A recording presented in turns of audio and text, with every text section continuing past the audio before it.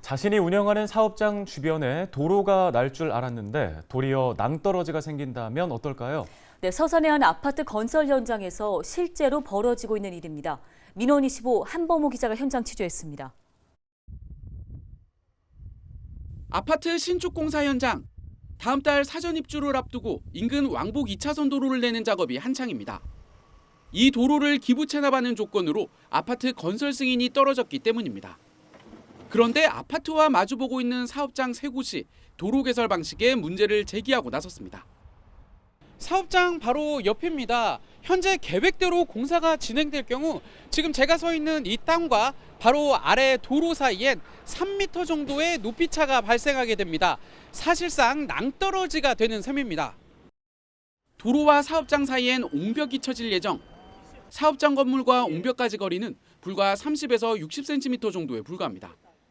사업주들은 이런 사실을 최근에서야 알게 됐다며 가장 먼저 안전을 우려합니다. 위험하게 불과 35cm, 60cm 이 정도의 그 공간을 남겨놓고 이 공간 안에 어떻게 안전하게 사람이 통행을 할 수 있겠습니까? 태풍이라든지 이런 부분에 대해서 굉장히 취약하게 되고. 영업에 지장을 줄 거라고도 주장합니다. 자동차 공업사의 경우 차가 왔다 갔다 할 여유 공간이 이미 사라져 일부 작업을 당장 하지 못하고 있습니다. 안전이 되고 3m 낭떠러지로 만들게 되면은 저희는 차량을 이 리프트에 올릴 수 없는 막대한 영업 손실을 가져오게 됩니다. 스톨 5개 중에 2개를 못 해요. 그러면 40%의 손실을 보는 거예요. 그러면서 옹벽을 세우는 대신 도로와 사업장을 연결시켜달라고 강하게 요구하고 있습니다. 시행사와 지자체에 각각 어떤 입장인지 물었습니다. 먼저 시행사는 주변 건물에 영향을 미치지 않는 방법으로 공사를 하고 울타리를 설치하기 때문에 안전에 문제가 없을 거라고 밝혔습니다.